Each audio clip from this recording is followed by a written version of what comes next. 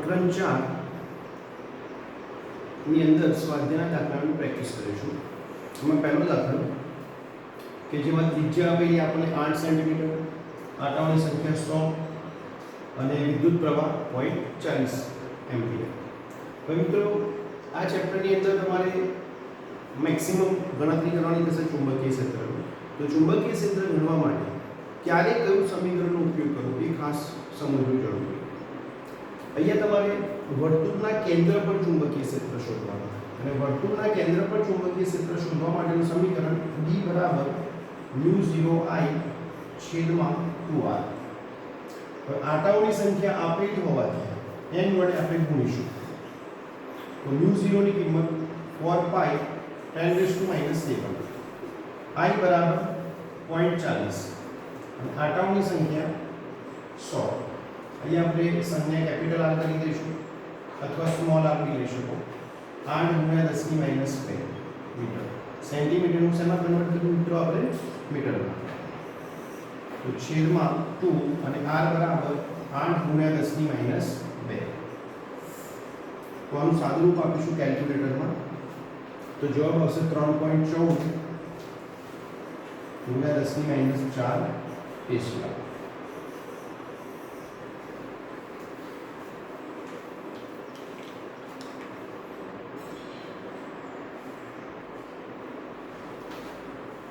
ત્યાર પછી બીજો એક દાખલો જોઈશું સ્વાધ્યાયનો. તો બીજા દાખલાની અંદર તમને એક લાંબા તાર માટે ગણતરી કરવાની કીધી. તારની અંદર વહેતો પ્રવાહ કેટલો? 35 એમ્પિયર અને તારથી 20 સેન્ટીમીટર અંતર, એટલે 20 સેન્ટીમીટર અંતર મતલબ શું થયું કે બહારનું બિંદુ થયું. તો પહેલા તો આ સેન્ટીમીટરને આપણે મીટર કરીશું. તો 1 સેન્ટીમીટર બરાબર 10⁻² મીટર અને ત્યાં તમારે ચુંબકીય ક્ષેત્ર ગણવાનું. તો ચુંબકીય ક્ષેત્ર ગણવા માટેનું સમીકરણ B બરાબર μ0I/2 pi r. ચલો μ0 ની કિંમત 4 pi 10⁻⁷ I બરાબર 35, 2 pi અને r ની કિંમત 20 × 10⁻². અહીંયા તમે જોઈ શકો પાઈ પાઈ કેન્સલ, આ 2 અને 2 એટલે 4 બી કેન્સલ, આ 10 થયા એટલે 10⁻1. પાછી લગભગ આટલો જવાબ લખી શકો તમે 35 × 10⁻6 ટેસ્લા. સાદુરૂપ આપવાથી આટલો જવાબ આવશે.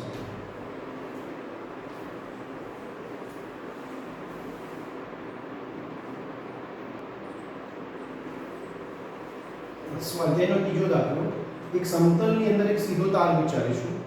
તારની અંદર વહેતો પ્રવાહ 50 એમ્પિયર અને r બરાબર 2.5 મીટર અંતરે આપણે ચુંબકીય ક્ષેત્ર ગણીશું. તો સીધા લાંબા તાર માટે અથવા અતિ લાંબા તાર માટે ચુંબકીય ક્ષેત્ર ગણવા માટેનું સમીકરણ જે આગળના દાખલામાં આપણે જોઈ લીધું, B બરાબર μ0I/2 pi r.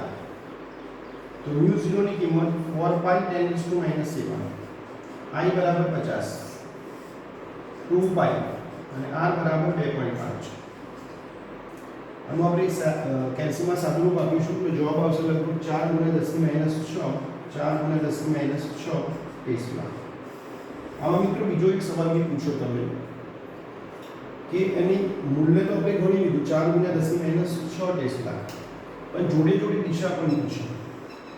ધારો કે આને પૂર્વ ગણી લઈએ, આ પશ્ચિમ, અને આમાં પ્રવાહની દિશા ઉત્તર દક્ષિણ દિશા તરફ વહે છે. 50 એમ્પિયર જેટલો વિદ્યુત પ્રવાહ ઉત્તરથી દક્ષિણ દિશા તરફ. હવે આને ઉત્તરમાં લઈ લઈએ અને આને દક્ષિણ. પણ આ એક સમતલમાં વિચારવાનું. પ્રવાહની દિશા ઉત્તરથી દક્ષિણ એટલે આ તરફ. તો જમણા હાથનો અંગૂઠાનો નિયમ લગાવી. હવે આ બધું મિત્રો એક સમતલમાં વિચારવાનું. જસ્ટ આ પૂર્વ, પશ્ચિમ, દક્ષિણ અને આ ઉત્તર.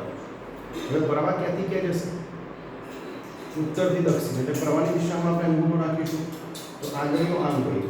સવાલ તમને પૂછ્યો કે તારથી 2.5 મીટર પૂર્વ તરફ.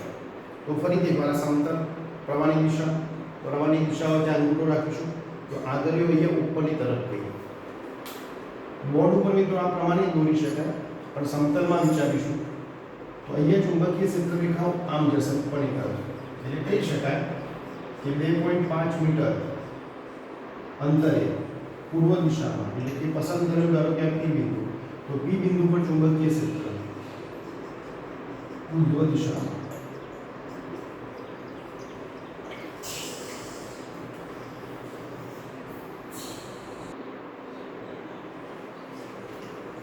સ્વાધ્યાયનો 4.4 નંબરનો દાખલો પ્રવાહ આપેલો 90 એમ્પિયર અંતર આપેલું 1.5 મીટર કે માથા ઉપર એક કેબલ વિચારીશું બરાબર.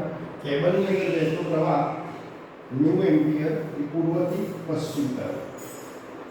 તો ચુંબકીય ક્ષેત્ર ગણીશું તો ફરીથી નયા સમીકરણ B બરાબર μ0I છેદમાં 2πr. μ0 બરાબર 4π 10⁻⁻⁷ પ્રવાહ 90 એમ્પિયર 2π અને r બરાબર 1.5. તો આનું કેલ્સીમાં સાદુરૂપ આપીશું તો જવાબ આવશે 1.2 ગુણ્યા 10⁻5 ટેસ્લા. અને આગળના દાખલામાં મિત્રો આપણે વિચાર્યું જમણા હાથનો અંગૂઠાનો નિયમ તે પ્રમાણે વિચારીએ તો આ ચુંબકીય ક્ષેત્રની દિશા દક્ષિણ તરફ થાય છે. સદિશ B ની દિશા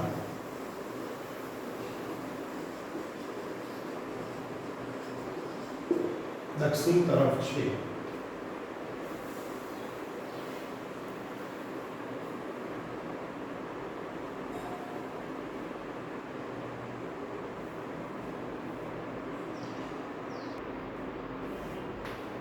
ચલો ત્યાર પછી 5 નંબરનો દાખલો સ્વાધ્યાયનો 4.5 ચુંબકીય ક્ષેત્ર આપેલું તમને 0.15 ટેસ્લા એંગલ આપેલો 30 ડિગ્રી તારમાંથી વહેતો પ્રવાહ 3 એમ્પિયર. તો આ તાર પર લાગતા ચુંબકીય બળનું મૂલ્ય કેટલું હશે? અહીંયા તમે ચુંબકીય બળ પૂછી લીધું તો એવું કહી શકાય મિત્રો કે સમાન ચુંબકીય ક્ષેત્રમાં વિદ્યુત પ્રવાહધારી તાર મૂકવામાં આવે ત્યારે તાર પર લાગતું બળ F બરાબર ILB sin θ પર આને ગણી શકાય. મિત્રો આમાં લંબાઈ નથી આપેલી તો આપણે એકમ લંબાઈ દીઠ બળ ગણી લઈએ મતલબ લંબાઈને છેદમાં લઈએ જોઈશું IB sin θ. તો I 3 B બરાબર 0.15 અને sin 30 ની કિંમત થશે 1/2. તો આનું કેલ્ક્યુલેટરમાં આપણે સાદુરૂપ આપીશું તો 0.6 જવાબ આવશે. 0.6 અને બળનું એકમ થાય ન્યૂટન અને છેદમાં અંતર એટલે મીટર. તો આ તમારો જવાબ. આ દાખલામાં ફરીથી એકવાર જોઈએ કે બળ શોધવાનું કીધું પણ લંબાઈ આપેલી નથી તો આપણે કેવી રીતે ગણતરી કરી લીધી એકમ લંબાઈ દીઠ બળ.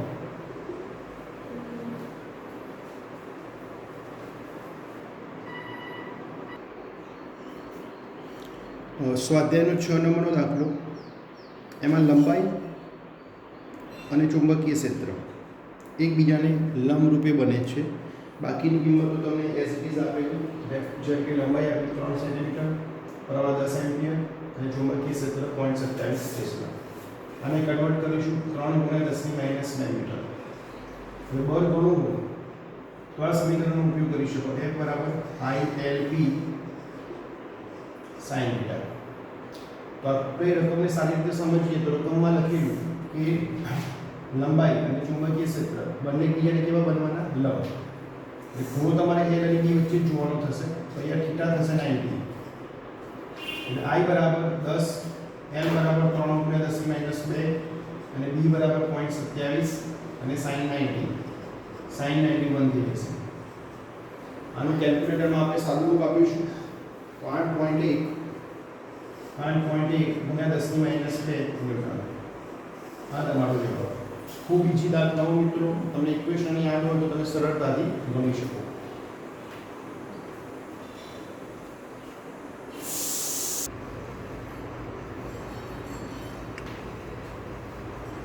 चलो 4.7 4 સેન્ટીમીટર અંતરે રહેલા બે લાંબા સીધા અને સમાંતર તાર. હવે બંને વચ્ચેનું અંતર 4 સેન્ટીમીટર એટલે કે 4 ગુણ્યા 10 - 2 મીટર. અનુક્રમે બે તાર આપેલા, બંનેમાંથી વહેતો પ્રવાહ ધારો કે પહેલામાં આપેલું ધારો કે 8 એમ્પિયર આપેલું અને બીજામાં પ્રવાહ આપેલો 5 એમ્પિયર. મહત્વની કન્ડિશન એક આપેલી કે એક જ દિશામાં પ્રવાહ.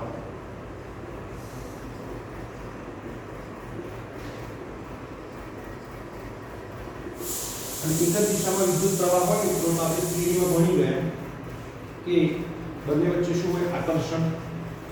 અને તારની લંબાઈ પણ આપણને આપેલી, લંબાઈ આપેલી તમને 10 સેન્ટીમીટર એટલે કે 10 × 10 - 2 મીટર. તો આ કેસમાં બે તાર વચ્ચે લાગતું બળ શોધવાનું. તો F બરાબર μ0 I1 I2 L છેદમાં 2π/. અહીંયા ધ્યાન રાખવાનું અંશમાં લંબાઈ અને છેદમાં જે કંઈ અંતરવાળી રાશિ લખવાના તમે બંને વચ્ચેનું અંતર તમે અહીંયા સ્મોલ r લખી શકો. તો 4π × 10⁻⁷ I1 8 I2 5 L 10 × 10 - 2 અને 2π અને y બંને વચ્ચેનું અંતર તો 4 × 10 - 2. તો f તમે સોલ્વ કરી શકો તો જવાબ આવશે 2 × 10 - 5 ન્યૂટન. 2 × 10 - 5 ન્યૂટન. અને પાછળ તમારે લખવાનું થાય કે આકર્ષણ કે અપાકર્ષણ. તો લખીશું આકર્ષણ. એક જ દિશામાં હોય તો આકર્ષણ અને બંને તારમાં, જેમ કે આમાં સમજી શકીએ ફિગરથી જોઈએ જરા તમારે કે પહેલામાં વહેતો પ્રવાહ I1 બીજામાં I2 બંને વચ્ચેનું અંતર y અને તારની લંબાઈ l. આ કન્ડિશન પ્રમાણે વિચારવાનું. તો આમાં બંને વચ્ચે શું ઉદ્ભવે? આકર્ષણ. અને જો વિરુદ્ધ દિશા હોય તો અપાકર્ષણ.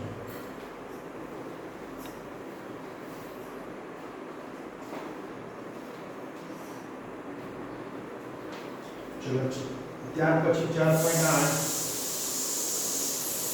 સોલેનોઇડ. હવે સોલેનોઇડ વાળા કિસ્સામાં તમારે ચુંબકીય ક્ષેત્ર ગણવું હોય તો એક તો તમને આની લંબાઈ આપેલી સોલેનોઇડની 80 સેન્ટીમીટર એટલે કે 0.8 મીટર. પાસે દરેક 400 આટાવાળા આટાઓની સંખ્યા આપેલી તમને 400 આપેલી. તેવા ટોટલ તમને 5 સ્તર આપેલા.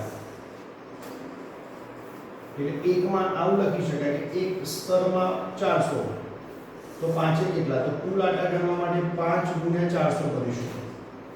ફરીથી એકવાર કે એક લેયરમાં કેટલા આટા? 400. તેવા કેટલા લેયર? 5. તો કંઈક આ પ્રમાણે કરી શકાય. તો કંઈક આટલા થશે, 2000 આટાઓની સંખ્યા થશે. ત્યાર પછી તમને સોલિનોઇડનો વ્યાસ આપેલો 1.8 સેન્ટીમીટર અને પ્રવાહ આપેલો I બરાબર 8 એમ્પિયર.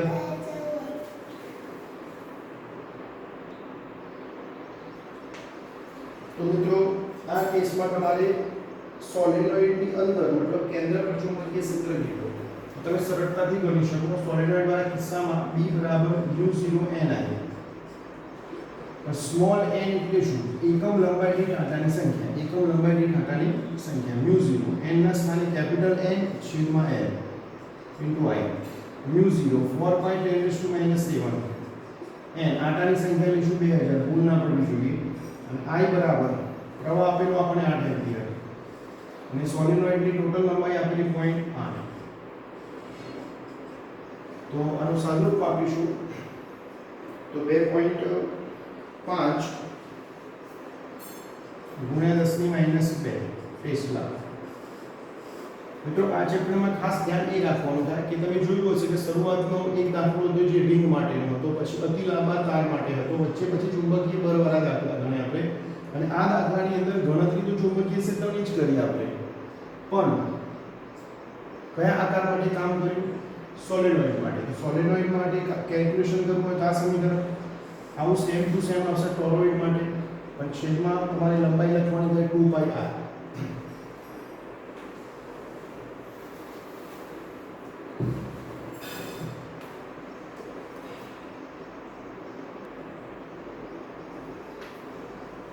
ચલો 4.9 10 સેન્ટીમીટર બાજુવાળા એક ચોરસ ગુંજરાને હવે 10 સેન્ટીમીટર એટલે 0.1 મીટર હવે તમને એક ગુંજરું આપે આટાઓની સંખ્યા આપેલી 20 ગુંજરામાંથી વહેતો પ્રવાહ 12 એમ્પિયર અને ચુંબકીય ક્ષેત્ર 0.80 ટેસ્લા અને ચુંબકીય ક્ષેત્ર સમસ્થિતિ નિયમિત ચુંબકીય ક્ષેત્ર સાથે 30 ડિગ્રીનો કોણ બનાવે છે તો થીટા બરાબર 30 ડિગ્રી તો તમારે ટોર્કની ગણતરી કરવાની ટોર્ક તો ટાઉ બરાબર n a b i sin theta એ ખાસ ધ્યાન રાખવાનું ખૂણો તમારે કોની વચ્ચે જોવાનો થશે a અને b વચ્ચે કોની વચ્ચે a અને b તો એ તમને 30 આપેલો તો n બરાબર 20 હવે એ આપણને આપેલું નથી અહીંયા તમને આપેલી લંબાઈ અને ચોરસ શબ્દ આપેલો ચોરસ તો ચોરસનો એરિયા આપણે જાતે સોલ્વ કરી શકીએ કે a બરાબર લખાય l સ્ક્વેર તો a ના સ્થાને તમારે લખવાનું l સ્ક્વેર ચલો કિંમત પછી મૂકીએ n l square b i અને sin થીટા થોડો ફેરફાર કરવાનો હતો એરિયા આપેલો નથી લંબાઈ આપેલી એ ચોરસ તો ચોરસનો એરિયા તમે મૂકી શકો n બરાબર 20 l 0.1 નો વર્ગ b 0.8 i 12 અને sin 30 તો આનું સાદુરૂપ આપીશું તો 0.96 ન્યૂટન મીટર મિત્રો આ ગુંચરું એને નિયમિત ચુંબકીય ક્ષેત્રમાં મૂકીશું અને a અને b વચ્ચે એંગલ સેટ થતો હોય 30 તો આવા કિસ્સામાં ટોર્ક ગણવા માટેનું આ સમીકરણ આપણે યાદ રાખવું પડે કે આ આપણને બુકમાં કોન્સેપ્ટ આપેલો કે નિયમિત ચુંબકીય ક્ષેત્ર હોય એમાં ગુંચરું મૂકીએ તો એના પર લાગતું ટોર્ક ગુંચરા તરીકે ચોરસ લીધી લૂપ કેવી લીધી ચોરસ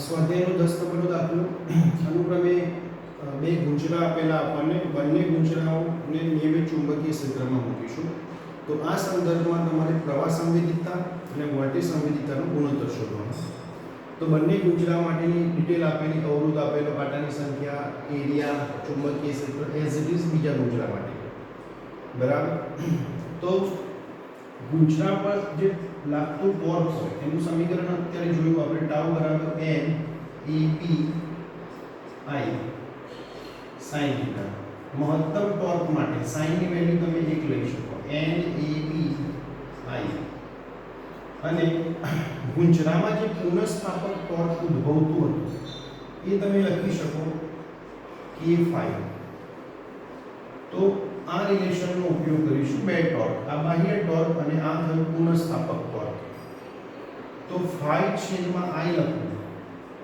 તો n a b અને થયો છેદમાં k આ થયું સમીકરણ 1 આને કહીશું મિત્રો પ્રવાહ સંવેદિતતા જેની સંજ્ઞા આપણે લઈ લઈએ is s હવે જો આને આપણે કન્વર્ટ કરવી હોય વોલ્ટેજ સંવેદિતતામાં તો આ સમીકરણને બંને બાજુ r વડે ભાગતા આ બંને બાજુ તો ir થઈ જશે તો n a b અને છેદમાં kr તો આ મિત્રો થઈ ગયું વોલ્ટેજ તો આ તમારું બીજું એક સમીકરણ તમને સવાલ પૂછો કે આ પહેલા ગુંચરાની પ્રવાહ સંવેદિતતા અને તે જ રીતે બીજા ગુંચરાની લો અને બંનેનો ગુણોત્તર ગણવાનો થશે તો પહેલા બીજા ગુંચરા માટે લઈએ is2 તો n2 a2 b2 by k તે જ રીતે બીજા પહેલા ગુંચરા માટે is1 n1 a1 b1 by k અને બંનેના છેદમાં k અચળાંક એક સરખું કેમ લખ્યો એ રકમમાં આપેલો કે બંને માટે k કેવું થશે અચળ હવે ગુણોત્તર તમારે લેવાનું થશે તો is2 by is1 તો n2 a2 b2 by તે જ રીતે n1 a1 b1 તો n2 બરાબર 42 જોઈ લઈએ a2 બરાબર આંટાઓની સંખ્યા 42 a2 1.8 ગુણ્યા 10 ની માઈનસ 3 b2 0.50 તે જ રીતે હવે લઈશું n1 30 a1 3.6 ગુણ્યા 10 ની માઈનસ 3 અને b1 0.25 તો આનું કેલ્ક્યુલેટરમાં આપણે સાદુરૂપ આપીશું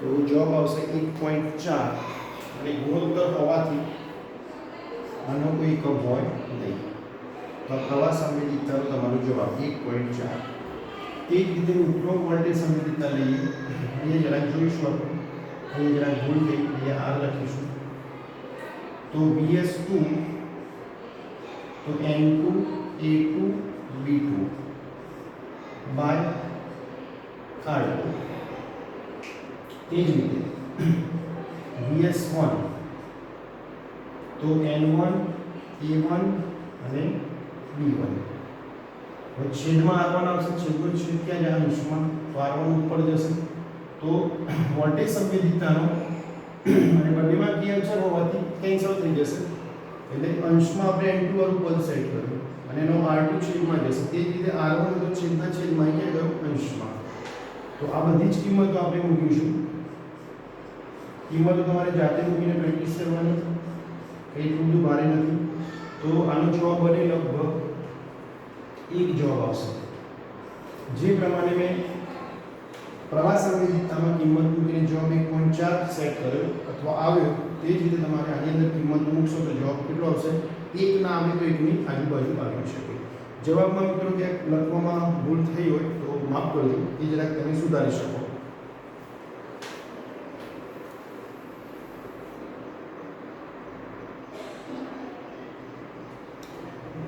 4.11 નંબરનો દાખલો એમાં મિત્રો નિયમિત ચુંબકીય ક્ષેત્ર આપેલું 6.5 ગોસ આની અંદર એક ખૂબ જ મહત્વની કન્ડિશન આપેલી કે નિયમિત ચુંબકીય ક્ષેત્ર રાખેલું છે આ ક્ષેત્રમાં લંબરૂપે એક ઇલેક્ટ્રોન 4.8 × 10⁶ મીટર પર સેકન્ડની ઝડપે છોડવામાં આવે છે એટલે કે ચુંબકીય ક્ષેત્ર અને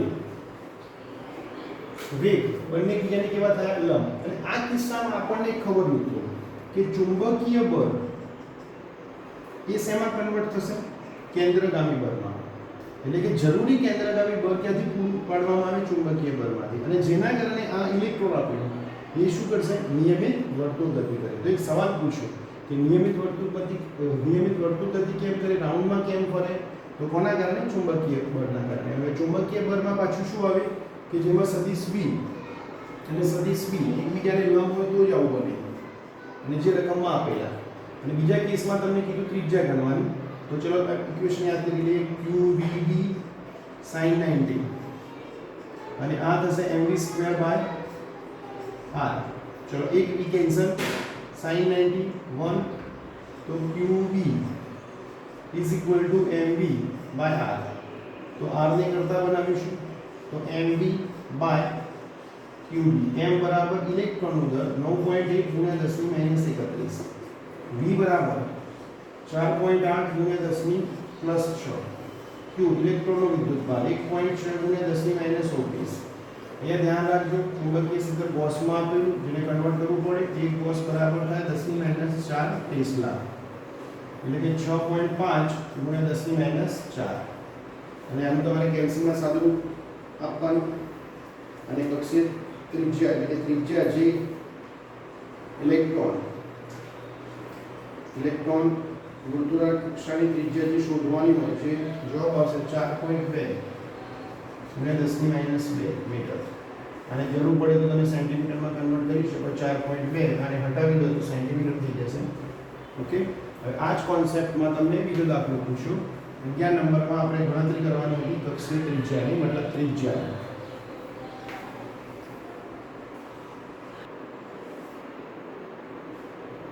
તો 12 નંબરની અંદર સેમ કોન્સેપ્ટ ઉપર કામ કરીશું કે Fm બરાબર Fc મતલબ ચુંબકીય બળ qvb અને mv² r ચલો એક v કેન્સલ હવે આ એક જે v વધ્યો એના સ્થાને મિત્રો તમે લખી શકો r ઓમેગા. શું લખી શકો? r omega.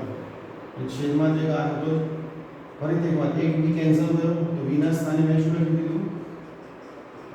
r omega. ફરીથી એક r કેન્સલ તો qb આ m ઓમેગા ના સ્થાને લખો 2 પાઈ u અને u ને કરતા બનાવો તો qb બાય 2 પાઈ m. ચલો q मतलब 1.6 गुणिया 10 की माइनस 19 इलेक्ट्रॉन માટે હોવાથી b ચુંબકીય ક્ષેત્ર આગળથી લઈશું 6.5 ગુણ્યા 10 ની માઈનસ 4 તો પાઈ ની કિંમત 3.14. આ વિભાગની અંદર પણ લગભગ ઇલેક્ટ્રોન જ આપેલો. હા, ઇલેક્ટ્રોન માટે જ કામ કરીશું તો પછી દર ઇલેક્ટ્રોન નું લઈશું 9.1 ગુણ્યા 10 ની માઈનસ 31. મિત્રો અહીંયા મેં દર 9.1 ગુણ્યા 10 ની માઈનસ 31 બંને કેસમાં લીધું. બની શકે કદાચ તમને 9 આપેલો તો 9 પ્રમાણે લેવું. તો આનો જવાબ આવશે 18 ગુણ્યા 10 ની 6 હર્ટ્ઝ. જો આ 10 ની 6 ને સેટ કરી લઈએ તો 18 મેગા હર્ટ્ઝ થઈ જશે. બરાબર. આવા બીજા ઉદાહરણ પણ તમને બે ત્રણ આપેલા અને આ કોન્સેપ્ટ તમે સારી રીતે ગણી શકો. મતલબ કોઈ બી દાખલો સારી રીતે ગણવો હોય મિત્રો તો એની થિયરી આપણને યાદ હોય તો વધારે મજા આવે. તો મૂળ કોન્સેપ્ટ કયો હતો? ચુંબકીય બળ ઇઝ ઇક્વલ ટુ કેન્દ્રગામી બળ. એ જ રીતે ચુંબકીય બળ ઇઝ ઇક્વલ ટુ કેન્દ્રગામી બળ.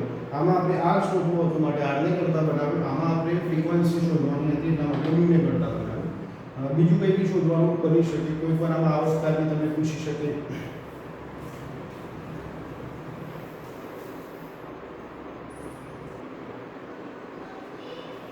चलो 13 नंबर दाखलो 4.13 चुंबकीय क्षेत्र આપેલું 1 ટેસ્લા, ત્રિજ્યા આપેલી 8 સેન્ટીમીટર એટલે 8 ગુણ્યા 10 ની માઈનસ 2 મીટર. આંટાઓની સંખ્યા આપેલી 30, પ્રવાહ 6 એમ્પિયર, એંગલ 60 ડિગ્રી સેટ થશે. તો મિત્રો આમાં તમને ટોર્ક પૂછ્યું તો ટોર્ક આપણે આગળના દાખલામાં ગણ્યું tau બરાબર n e b i sin theta. Angle કોની વચ્ચે જોવાનો a અને b વચ્ચે. જરૂરી નથી કે 60 લખ્યું હોય તો 60 જ થાય પણ અહીંયા થઈ જશે. બીજું અહીંયા તમને ગુંચરું આપેલું. હવે ગુંચરું હોય મિત્રો તો એની ત્રિજ્યા જો r લઈએ તો એનો આડછેદ કેટલો બને? a બરાબર પાઈ r સ્ક્વેર. તો n e ના સ્થાને લખવાનું પાઈ r સ્ક્વેર b i અને આ sin થીટા. તો ચલો n ની કિંમત 30, પાઈ ની કિંમત 3.14, r બરાબર 8 ગુણ્યા 10 ની માઈનસ 2 સોરી અને પાછળનો વર્ગ કરીશું. b ની કિંમત 1, i બરાબર 6 અને sin 60. આનું સાદુરૂપ આપીશું. ફરીથી એકવાર જોઈએ. n બરાબર 30, i બરાબર 6, a બરાબર લખ્યું પાઈ r સ્ક્વેર તો પાઈ ની કિંમત 3.14, r ની કિંમત મૂકી દીધી 8 ગુણ્યા 10 ની માઈનસ 2 અને sin 60 ની કિંમત થાય √3/2. આનો જવાબ આવશે 3.133 એકમ થાય ન્યૂટન મીટર. આ તમારો એ ભાગનું કેલ્ક્યુલેશન હતું. સીધે સીધું હતું. માત્ર તમારે એરિયા એ ના સ્થાને લખવાનું થાય પાઈ r સ્ક્વેર. આમાં બીજો એક સવાલ પૂછ્યો. હવે ગુંચરું અનિયમિત આકારનું બીજું કોઈ સમતલ ગુંચરું રાખવામાં આવે કે જેનું ક્ષેત્રફળ એટલું જ હોય, એટલું મતલબ ક્ષેત્રફળ બદલવાનું નથી તો તમારો જવાબ બદલાશે તો ના. બરાબર. ગુંચરાનો આકાર બદલાવાથી કોઈ ફરક પડતો નથી પણ આમાં એરિયા તો એના જ રહ્યો. જો એ એના રહે તો આની અંદર ઉદ્ભવતું ટોર્ક એ આકાર પર આધારિત નથી તો જવાબમાં કોઈ ફેરફાર થશે નહીં. તો ના, ફેરફાર નહીં થાય એટલે ના. તો કેટલું ટોર્ક ઘણું હોય તો પાછું આટલું આટલું થાય 3.133.